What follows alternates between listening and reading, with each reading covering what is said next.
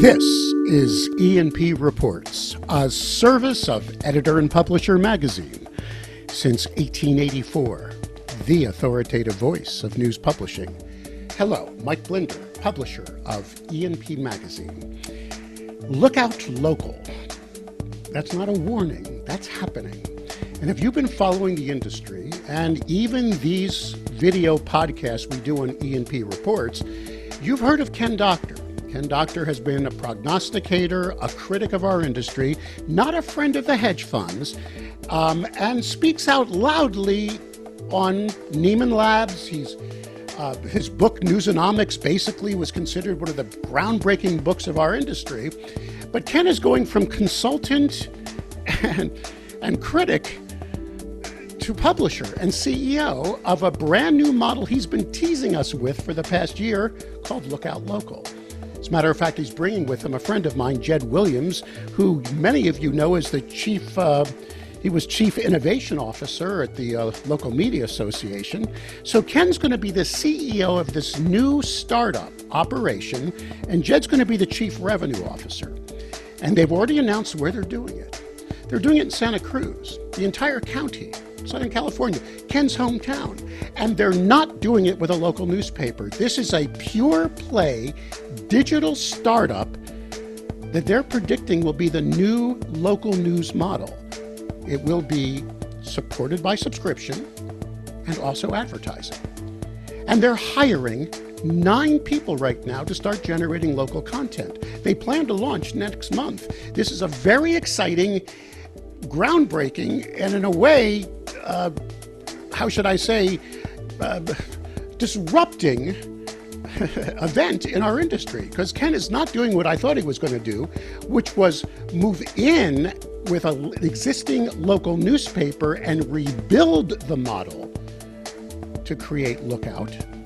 He's going to go into a market where there's an existing daily, a McClatchy newspaper, and take it on one-on-one. It's a very insightful interview. And I think you're going to enjoy hearing it. It might make you a little angry, but it'll definitely make you think. So let's get to work as I go one-on-two with Ken Doctor and Jed Williams on E&P Reports.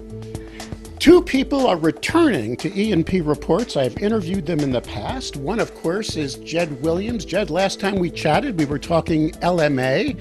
Yeah. Congratulations on your ascension now to your new venture. And of course, the great Ken Doctor always has the most views. Ken, thank you. I know we leverage you to get more audience, and I never pay you a dime for it, so I appreciate your philanthropy. Thank you, Ken. This is free again? Yeah, I'm sorry, sir. Oh my God. But it's proof that philanthropy can work as a model. Ken supporting E&P. There you go. I mean, this is truly a nonprofit company because I've yet to make a dollar out of it since I took it over. Guys, I know we're here to talk about Lookout Local, but I really thought, the heck with that story. I wanted to get your impressions of the new news desert being created by David Pecker's ouster at the National Enquirer and how that's just destroying modern journalism today. I'm assuming, Ken, that you're disappointed by that, right? I mean, well, I'm watching Succession on TV, so that's keeping me going. Oh, there you go. And Jed, no comment on that one either, I assume. Probably will abstain. Yeah, safe to say. Okay, let's talk about Lookout Local. Ken, last time when you had you on E&P Reports just a few months ago, You were holding your cards close to your vest. And just recently, it all came out that Lookout Local is not the model I thought it was going to be, personally. Oh. I assume, well, first of all, I thought it was going to be nonprofit. Just in the back of my head, there was a big odds board in Vegas. Where's Ken Doctor going? What's it going to be? And I didn't think it was going to be a standalone. I thought you were going to partner with existing brands and mastheads, but no, Lookout Local, correct me if I'm wrong, and this is what I got off the site, individual city sites.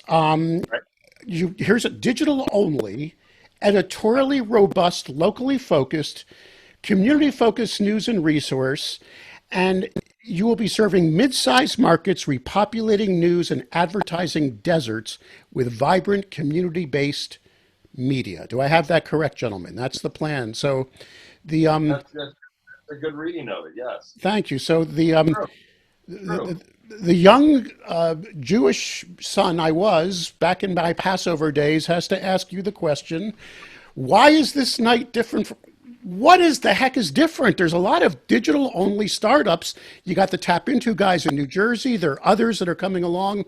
Sure. What is the difference beside the massive amount of funding you've picked up from different organizations?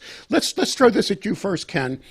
Well, Tell me. To be clear, it's not massive, but it's sufficient, which there's a big difference between massive and sufficient. Well, The difference is that as I've looked at this landscape for a long time, there are hundreds and low thousands of incredibly hardworking, spirited people trying to do similar things to what we're going to do in Santa Cruz.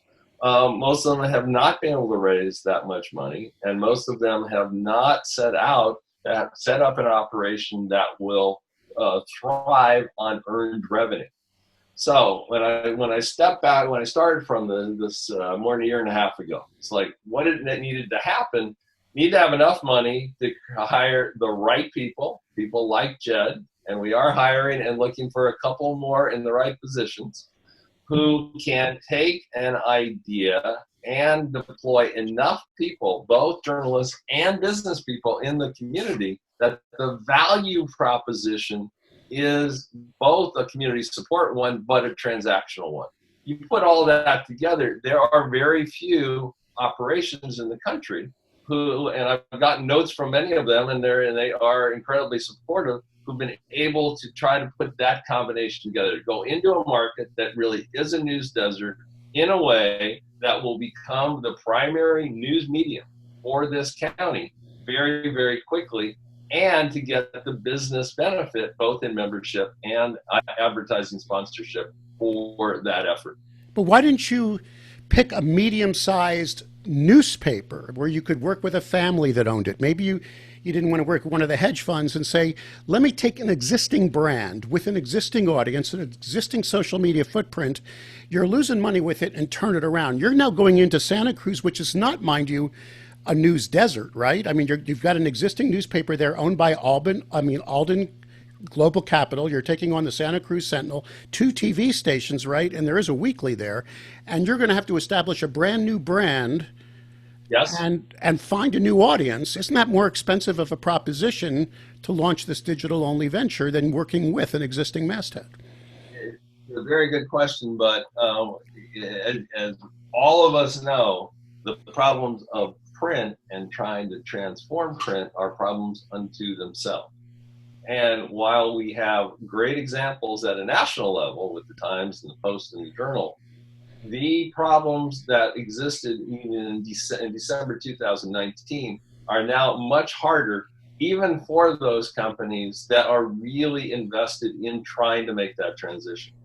In fact, even though it's a brand new brand, and very importantly, Lookout Local is the overall name of the company, Lookout Santa Cruz is the name of the first site, it's very important. It's not a newspaper name.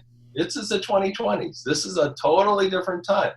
And we want people to say, okay, there's something new here. We're going to use all the normal channels in social and others to get word out of it. We have time to have it build. It is actually much easier and, interestingly, cheaper to be digital only, not try to put any kind of mind, time, or money into print and print transition. That's one of the things that we will prove out. There were people just to add on to that for a second, this notion of the fixed costs with newspapers, and Ken and I, all three of us, have many good friends running newspaper companies. So this isn't meant to be sinister toward them, but that fixed cost model is somewhere between constricting and debilitating, and has been for years. And to Ken's point, is now more pronounced than ever. You're right, Mike. Building a brand and building an audience from scratch is no small task. It's no easy endeavor, but it does allow us to focus our resources, our expenses, our investments exactly where we want them to go and exactly where we think they should go. And so to Ken's point about this being a primary model, you have to have enough journalism, you have to have enough content for it to serve that purpose, right? but it allows us to say we're going to invest well over 50% of our cost structure in the actual content producers, the actual content and the actual community, because that's the thing that gets the engine to hum. That's the thing that creates the earned revenue versus having a fixed cost structure that isn't necessarily directly tied to your value proposition that you're constantly having to service. We wanted to move away from that. Jed, that's all well and good, and I get that. But when you talk about the fixed costs, are you discussing the press? Are you saying it's the paper product? That what if a newspaper finally had the unmitigated gall to say, all right, we're shutting down the press, we'll go straight digital because we believe in Ken Docker and Jed Williams. We want you to launch that model here today, and we'll follow your path. Would you accept that brand into your Lookout local world, or do you want to just do digital startups in the future? I mean, I think it's an interesting consideration. I mean, what you're suggesting is that they would be saying we would become not a digital startup, but we would become a digital business, not just a digital first, but a digital only operation that's more, fitted and suited for 2020 and beyond. I mean, Ken can jump in on this. Would we consider working with them? Could they be a potential Lookout model down the road? Maybe, perhaps. I mean, we've already had a lot of inquiry and a lot of people reach out about how might this model transfer into other markets? What markets could it work for? What ownership structures, et cetera? But Mike, I would say at the start, for our first market, and as we think about launching something new and fresh and modern, it of course is about cost structure. It is absolutely, as Ken talked about, an earned revenue path to profitability and a controllable revenue structure. We are not against philanthropy. We're not against fundraising. We are pro being in control of your business model from the outset. And to the degree to which philanthropy augments and helps you do that, great. But the other part of this is cultural too.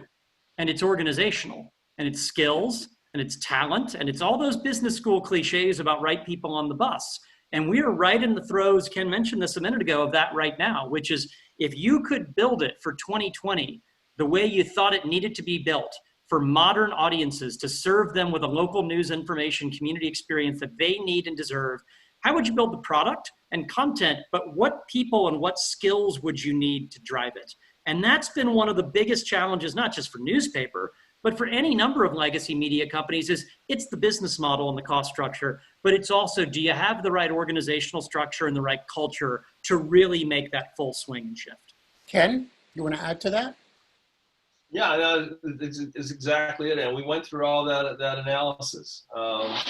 And I would just add to it that it is also mind share. All three of us have talked to many people in the newspaper business for many years. The time that you have to put into thinking about transition and the nature of the staff and the nature of the cost structure and all of that, as compared to starting fresh and saying it's not even 2019 anymore. The 2020 is a very different landscape that we're launching into. And so what is it? What is the kind of product and products, right? We got site products, we got mobile products, we got newsletter products, we'll have podcasts fairly soon. What are the products that people want?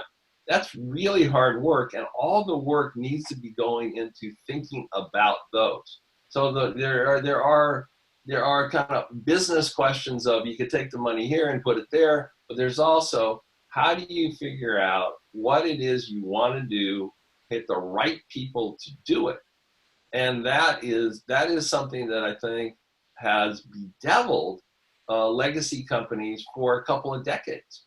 The same thing is true of broadcast. It is very hard. We talked about Clayton Christensen and the innovator's dilemma for 25 years now. It still holds true. So we're taking a different stance on it of let's start from the beginning. Let's do it in the way that we think makes the most sense. We'll see what works best. And it may well expand and could expand rapidly, but we are totally focused on getting it right in one market.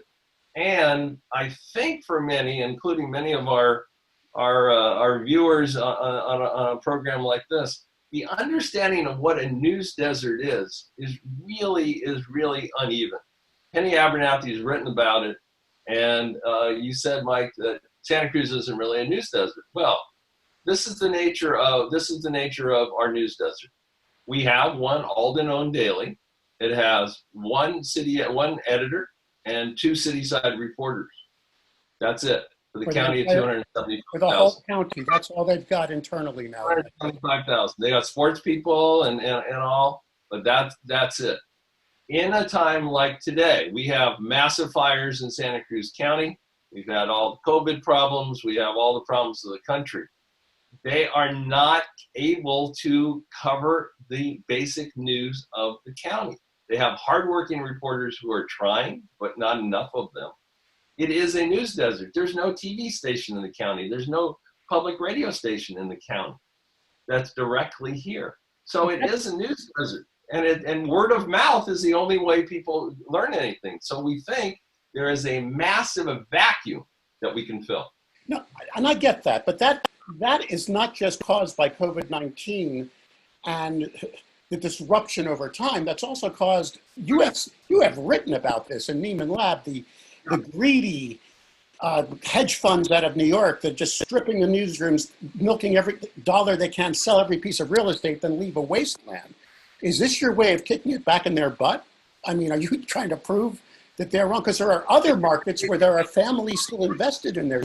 Walter Hussman in Arkansas. It's interesting. For me, it's not about, and I like the New York Times construction of it. It was kind of fun. But it's not, I pay no attention to them.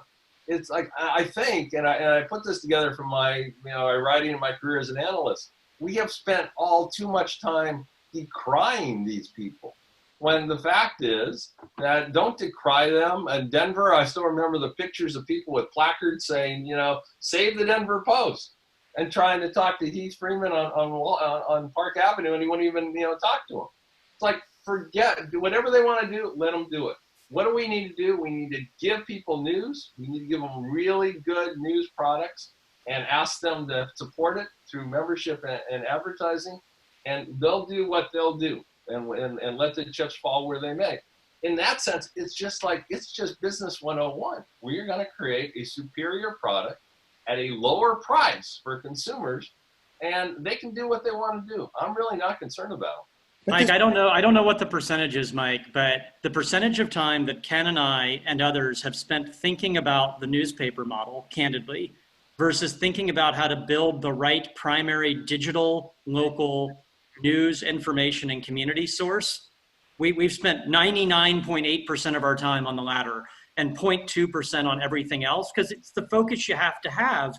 I would say, though, with that, we are also an extremely open partnering organization. And you saw that in our release a couple of weeks ago. Like, we have forged countless partnerships, LA Times, lots of single source news and information leaders in different verticals like education and justice and environment and on and on. So there's a clear openness by us to say, to create a primary news source doesn't necessarily mean you're going to do it alone. You're not. You're going to look for the right partners to augment the work you do. You're going to build deep relationships with community organizations and civic orgs and nonprofits, et cetera. But at the beginning and the end of the day, it starts with a deep investment in that original content and in that original information that your own staff is creating. So, I get it. I read all of your releases. I got the New York Times article. I did a little prep. And I understand that you are incubating, if I may, the Petri dish is going to be there in Santa Cruz for the perfect, profitable local business model. But the first topic I was trying to get over is, if a newspaper masthead that was willing to adapt wanted to join your family and say, come on in, Ken, we love what you did, let's say a year from now. That's dropping, shutting the presses down. We want to follow your model. You're not opposed to helping that brand modernize, or would you still do it? Would you just go into Cincinnati and start from scratch? In fact, Mike, I've already talked to several newspaper publishers suggesting just that. Okay. And really open to it with the right people at the right time. It is going to make such a difference to get beyond PowerPoint and Keynote, which are fun, into actually creating a product. We have the LA Times has been a wonderful partner. We're building the product actually see the product once it's out in the marketplace, and we can say to whether it's a newspaper publisher or investors or people in another community, here's what it is. They go like, oh, can I get one of these? What does it take to get one of these? It takes it from the abstract of the conversation to the real. The major thing I want to do, and we'll see how much Lookout grows, how quickly it could work. Very quickly, it could not. We don't know at this point, but we're going to do a hell of a job in Santa Cruz. But a major thing I want to do is change the conversation so that it is not seen that the only way to go forward is with nonprofit news. I believe that with a good enough product, a great enough product, this can be a business. And if that can work and create a really solid product, that adds to the conversation. My friends like John Thornton and Elizabeth Green, American Journalism Project, are doing a great job of pushing forward in one area. And they are bolstering things like in the Bay Area here and all across the country. We want to add to that. We want to say, here's another model. And let's see. And it's not a competition. I'd love to see theirs work. I'd love to see ours work. We need more news across the country. All right, so you're going to build it better than anyone else have. And I bet you can, Ken. If there's, I mean, and Jed. I mean, a lot of pressure. You're putting a lot of pressure on us on Monday. Right. It's not going to be the patch. Remember that. Remember a long time ago, Arianna Huffington, all that stuff that went down way back when. It'll be a better, bigger, oh, I'm sounding political, excuse me, product. All right, revenue, I've read what you said. You believe if the product's that good, people will pay for it. So there will be a subscription model in some way, shape, form, or size.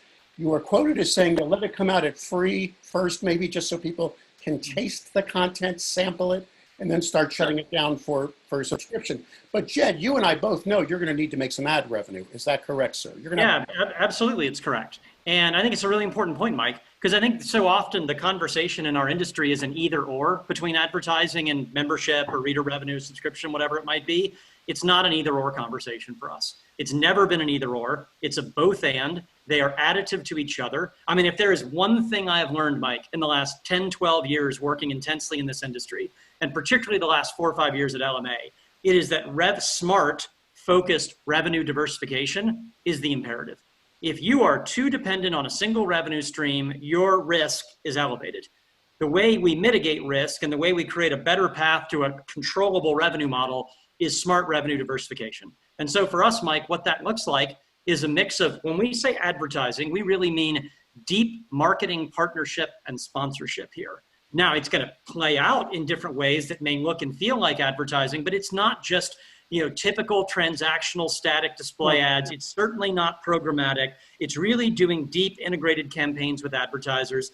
And then also having we use the term subscription. We're using the term membership, and there's some reasons behind that we can get into. But yes, let's call it a controlled access model to content.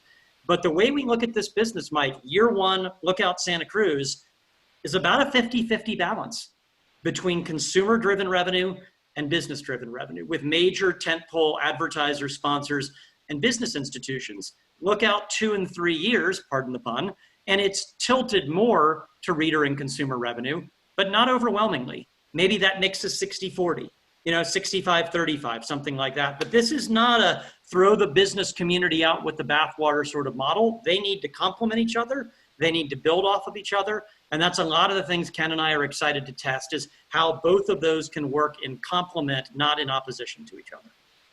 I'm thinking back, let me pose this question to Jed, but then Ken, you chime in, to the days when digital services rose. I mean, that's, I remember I launched Propel in every darn gatehouse market.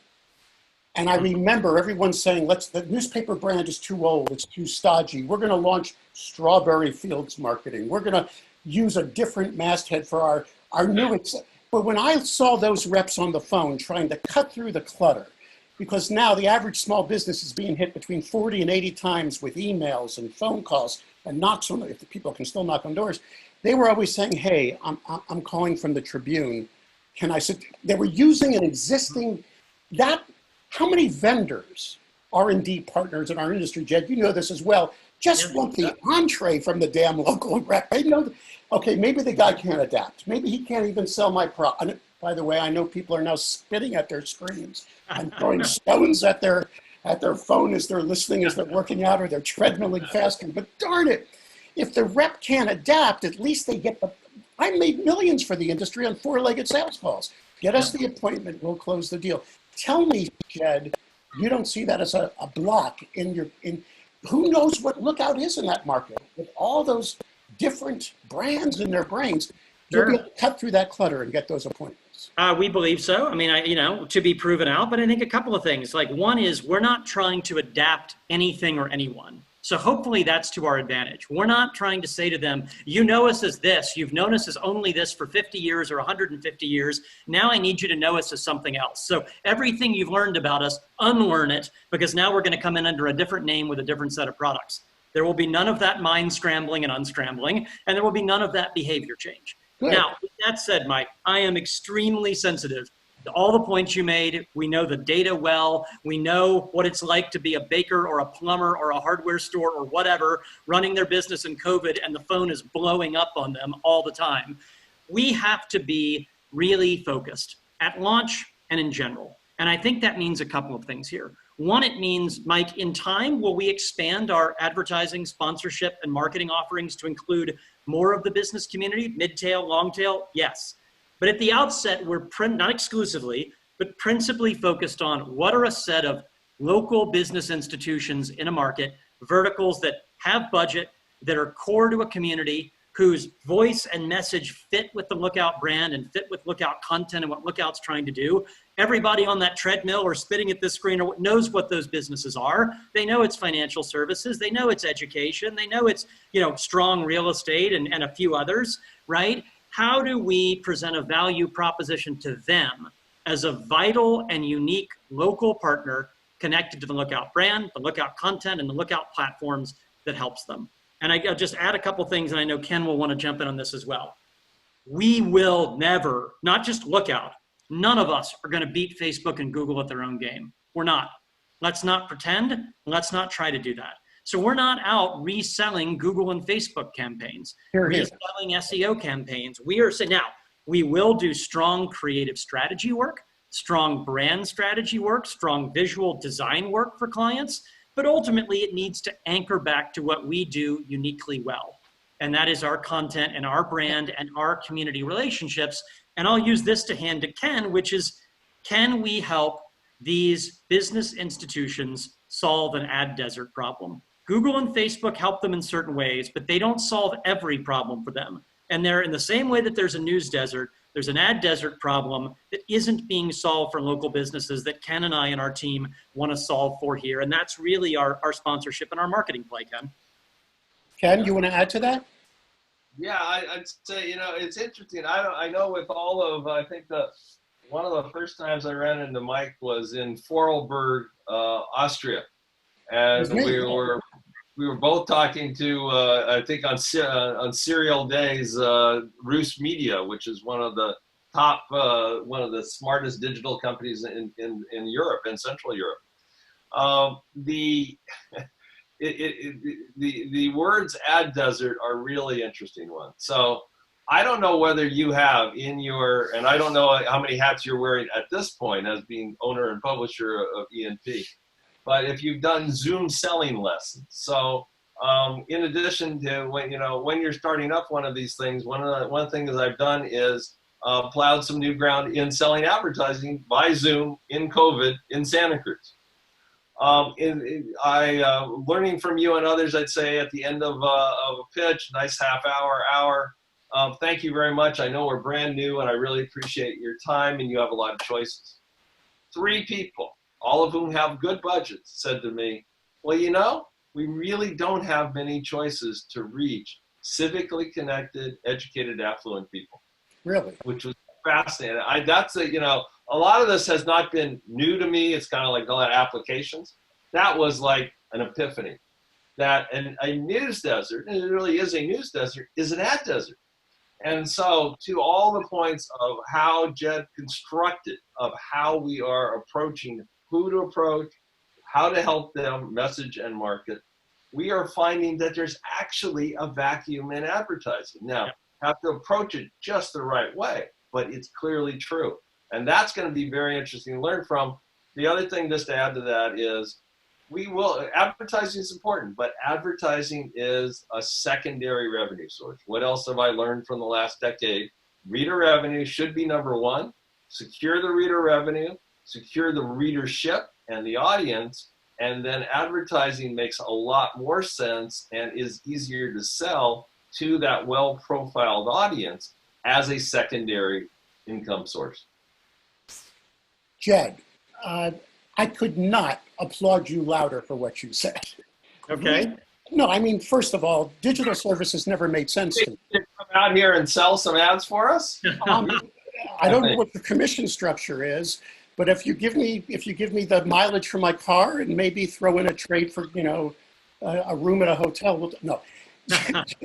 Jed, I always found it fascinating that Gordon pushed us in that direction with his data, and everybody followed. All right, advertising is dead. Let's sell digital services. Let's build websites. Let's do SEO. Let's do SEM. Let's do. The truth is that's not a core competency. Any geek in a garage can sell that. So your vision is it all boils down to our core competency, which is generating superior content, and leverage that. I applaud you for that. Yeah. I see that lacking a lot when we just. Well, and I'll just give, I mean, Mike, I'll give a couple of shout outs to brands that we've looked at, because I mean, I know it's easy to say this and then people go, well, who's actually doing this? That sounds great, but you know, you're saying you're not going to do digital services at the outset. You know, could we add those things in time? Who knows? But it's about doing what we do well at the outset and then figuring out where we can land and expand. But I would understand if people were saying, well, give me an example of companies that can support themselves with advertising and marketing models like what you're talking about. And Ken and I have looked at some of those, and we've looked strongly at Charlotte Agenda, for instance, which is a digital startup, 5 years old, Ted Williams. We've looked closely at Long Beach Post, 2.5 years old, David Summers. Now, those are more ad-driven models and sponsorship-driven models than we will be, to Ken's point. But also, to my point earlier, advertising and marketing are a strong and durable part of this model.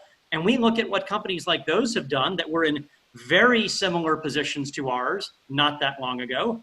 And they have built strong, thriving, retainable partnerships with these core business institutions. They've built essentially brand studios in Charlotte and Long Beach, where they don't just place ads for these businesses. They really help them build out strategy and design. They do creative work for them. They help these businesses accomplish what they want to and look great, but they ultimately connect it to all of the platforms that their brands uniquely service. Website, mobile, newsletter, audio, events, forums, text messaging. There's a whole bunch of things available. We'll be judicious about where we start and where we expand, but ultimately we're not going to get in the brand conflation game of, oh, I thought this was, I thought this was somebody else, but it's your brand, or I thought this was you, but you're actually outsourcing it. Or really, are you almost acting as just a vendor who's sending me somewhere else? No, we will build a brand studio. We will build a product team and a creative team and a strategy team that can work closely with these clients, and we'll really own that direct relationship, name and face with them every single day in the market. One of the things you said, Ken, during our last interview, when I was trying to get out of you what this buffet, remember that? The buffet of Outlook, excuse me, I always say Lookout. Excuse me, it's not Outlook. $1 every time you say Outlook. I know. It's like we had that we actually have a game here. Every time I interview someone that says new normal, you have to take a shot of whiskey.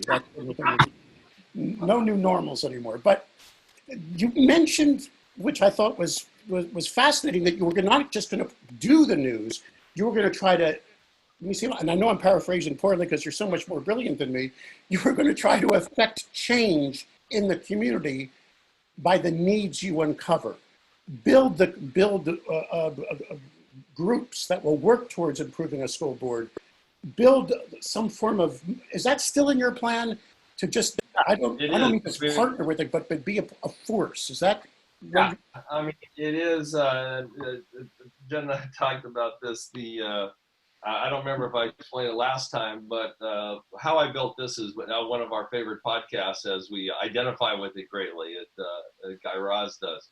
We did an interview with Danny Meyer, who built one of the most successful restaurant empires in the country and the world. And the way Danny Meyer explained it is he figured out at some point that he wasn't in the restaurant business, he was in the hospitality business, and the way they did that was to serve great food with great service. I think what the revival of local news and local journalism is in the 2020s, because that's really what we're looking at. We're looking at it's a grand, ambitious idea that we are part of with a number of other companies and organizations, is we are in the community betterment business. That journalism has always been in the community betterment business. The way we do community betterment is through high quality local news and analysis, connecting the dots and providing information. So we are very attuned to, for instance, Facebook groups in our area, but we're just as attuned to all of the groups that in non-COVID times meet once a week, the Rotaries, the environmental groups, the family support groups, on and on and on and on, who are thousands of people in the community who are trying to make the community better through nonprofits. We have a number of methods, we'll show them at launch fairly soon now, of how we are working with them in support of community betterment. There are forums that we planned, and of course the journalism is nothing new either in that sense. It's solutions journalism. We'll do the reporting on homelessness and traffic, et cetera, affordable housing, but then we'll also convene forums and say, not here's what Lookout thinks you should do, it's that Lookout believes the community can solve these problems. And this is a position that some journalists in all my career were not comfortable with. They said, like, just report some news and let it go. We're saying the democracies are in trouble, and not just actually in the United States. We're going to provide the high quality news and information, and then we're going to push people together to actually solve community problems. And that's a core, that's a mission, it's authentic. And we also think that is going to work, and it should work authentically with businesses and with membership, because we're going to prove it out every day. Mike, I want to add to that real quickly, that this is a kind of a, I don't know if it's revelatory, but I think it's a pretty big notion. This idea that community betterment can also be good business. Because I think lots of times people hear those two and go, I don't know if they really work together. It sounds soft and fuzzy. Tell me how it's going to create a sustainable business model for you. And to Ken's point, like, there's a bunch of things you'll see in the months ahead, but we got a lot of hypotheses we want to test. But one of the biggest ones, one of the ones we're most enthusiastic about, is this notion of, if we do a great job of going out into the Santa Cruz community and the entire county community, and we engage with these different civic orgs and community groups and nonprofits, in addition to the Facebook groups and the next door groups and all that, and we really listen and we really understand what their information and their news needs are, and what their gaps are, and how they'd prefer to consume, and how those needs aren't being met, and how we can help them. And in turn, how we can help those groups more effectively service their members, and how we can help those groups grow. You can start a flywheel there, Mike, where we become partners with these groups and organizations. They become partners with us. We self-identify as like-minded community organizations, and they are carrying the Lookout brand, message, proposition, content forward to these members and stakeholders. We're giving those members and stakeholders reasons to become paying members of our community. And in turn, we're able to create a flywheel where we can contribute back to those groups that help get it started and help support them directly and help them grow. So there's a lot more detail to come on that, but that would be an idea, if executed, where you say, wait a minute, doing community betterment also drives audience and also drives membership and drives earned revenue and helps civic orgs grow at the same time. That to me sounds like a pretty cool connected loop if we can pull it off.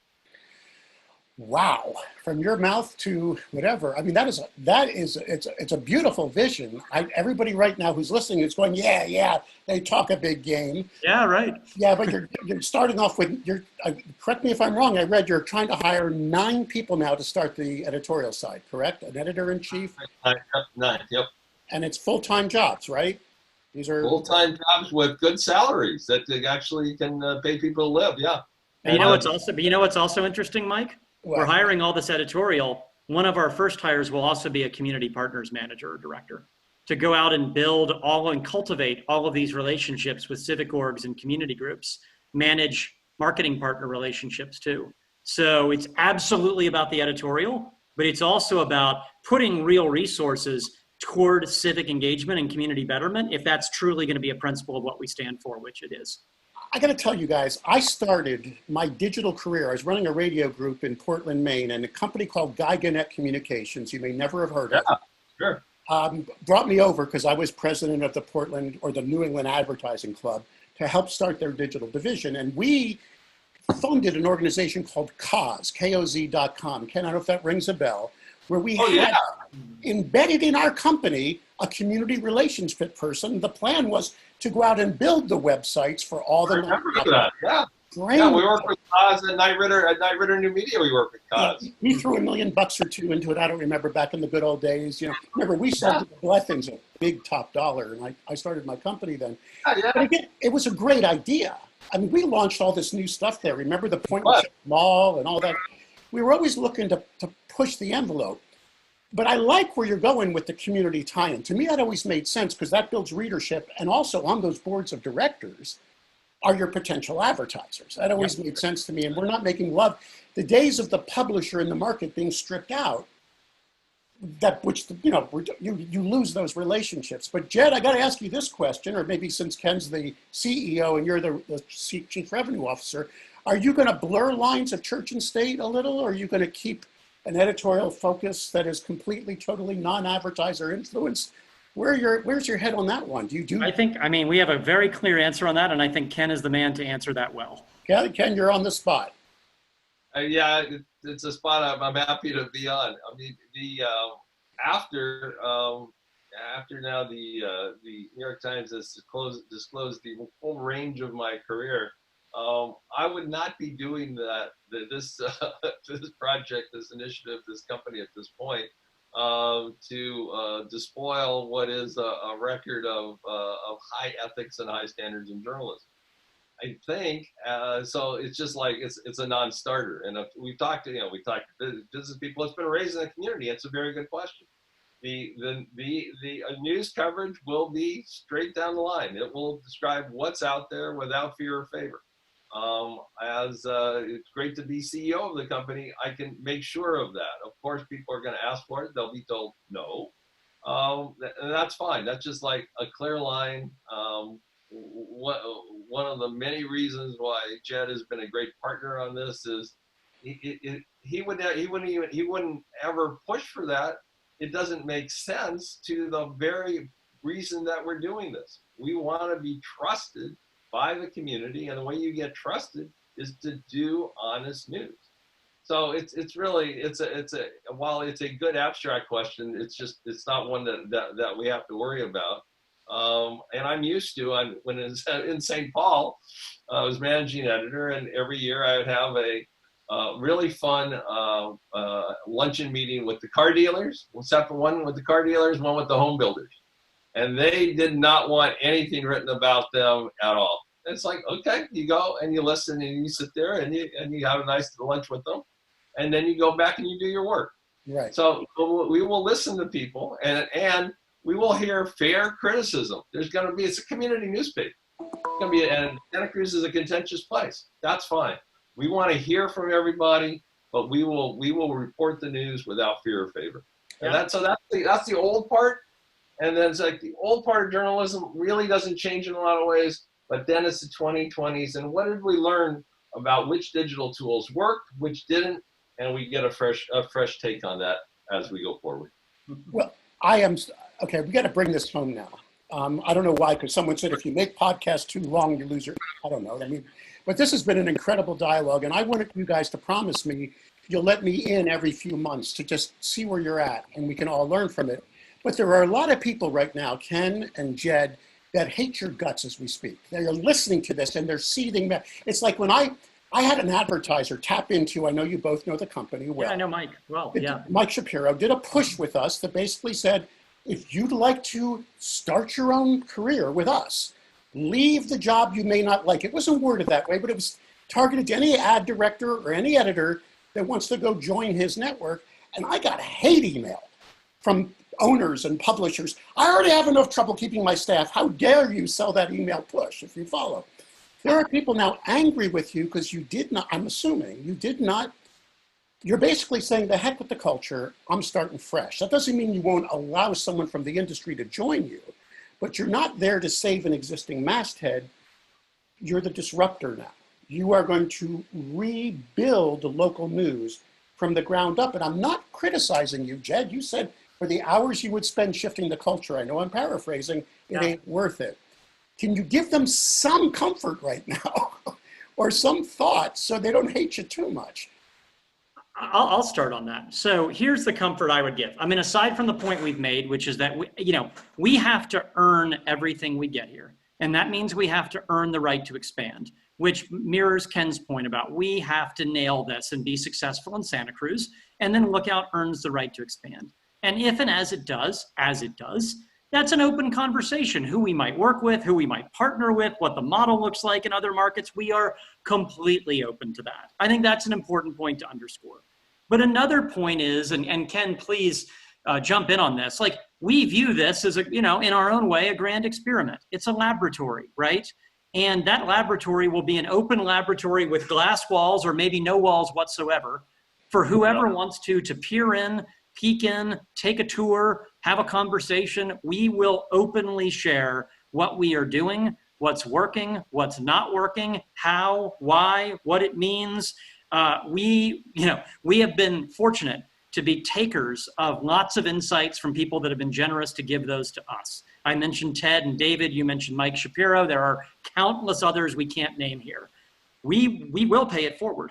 We'll pay it forward in how we share this model, both in terms of how it expands, but also how the lessons are applicable to others. The other thing I would just share, Mike, and I'll reflect on something that happened when I was at LMA. And this was a great learning lesson for me, and I think Nancy Lane and others would say the same thing. When we launched Accelerate Local a couple of years ago, the brand under which all of these projects that LMA now runs that are around new and sustainable business models, it's probably the thing I'm proudest of in my tenure at LMA. We had very difficult, at times tense conversations with members of the LMA board, particularly those that came from the legacy side of the house. I could name them. I know who too. Yeah, who said, wait a minute, are you building this thing to help support us, to get us to the other side of the chasm? Or are you building this thing to go be whatever it is, even if that means you're supporting a potential competitor or you're not supporting us? And we had to have really hard conversations at that point about, look, we want to support you in every way we can. You also have to have the mindset and the culture to want to be helped and to move more nimbly and be more open and be more flexible. And we were able to strike a middle ground there. And I think Mike will strike a great middle ground here where we will share openly. We'll get feedback from others. We'll see if there are ways to partner in the future. And ultimately, it isn't about poaching or replacing or whatever. As Ken said, it's about doing great news, information, and community in local communities that desperately need it more than ever right now. That's what it's about. It's not about, the LUMAscape of competitors and partners and all that stuff. Ken, give some comfort to that newspaper guy that thinks you're just another nail in his coffin as you prove that the old model is dying and the new model's the way to go. What do you say to that person? Well, I say read my email for the last 2 weeks and LinkedIn and Facebook. So I want to apologize to anybody. We have gotten literally hundreds of supportive messages on all of the too many platforms that we all use these days. Yeah. And I've returned most of them. On the contrary, from many people involved in legacy businesses and throughout lots of different industries, I have heard, we really want to see you succeed. We want to, they know that I have had this unique opportunity in the business to talk to probably more people at more levels on the business model of journalism and write about it than anybody else has. And I'm trying to put that to service. They see that. And they are wishing support and saying they're putting a lot of pressure on Jen and me, which we are trying to take on and say, like, you got to make it work. So that's where I'm getting that energy and that support. We need to answer the question for them. This is the question. if we're going to move our business from mainly print and mainly advertising to something else in the 2020s, which is news-based, what is it? And you know, and we all know, what people will say at a local level is, no one's figured it out yet. They'll say, the New York Times has got it figured out, the Washington Post figured it out, but on a local level, no one's got it figured out yet. That is not completely true, but that is a truism in the business. What we want to do is say, this is what will work, digital only, mobile first, and this is what anybody needs to move to. Now, if you want to do it as a startup, fine. Want to do it through Lookout? Maybe fine. You want to do it yourself? Fine. But this is something that works with this complexity of membership and ad revenue, community betterment, high quality editorial. This is what works. So I want to put a model out there. It's very cathartic for me to take all of this stuff and say, like, here's a model. We're putting it out there. I hope it works, but here it is, and you can actually see it. Mm-hmm. And so the support is great, and the support I pay much more attention to. There's really been very little negative directly expressed, and for the rest of the people, we're going to give everybody an example, and hopefully it is one that pushes everybody forward. Well, if I may add that as someone who could have retired last year, I think you and I are around the same age. I mean, I knew Paul McCartney was in a band before Wings. I assume you're that age as well. But when I decided to make the investment in E&P for time, energy, and all that, it was because it was time to get, here I am 20 years telling people how to do it, and I'm not doing it. So you're doing the same thing. Ken, welcome to the world. You're hiring, you're going to run this. I'm excited to watch your both of you. Jed, you and I go back a long way, and I'm proud to see that you're making, I can feel your passion through the screen as well. So gentlemen, I personally want to say that E&P is behind you. We're going to track you. We're going to see what's going on. And both of you stay healthy and well, will you please? Thank you. You too. Thanks, Mike. We'll talk again soon. Very soon.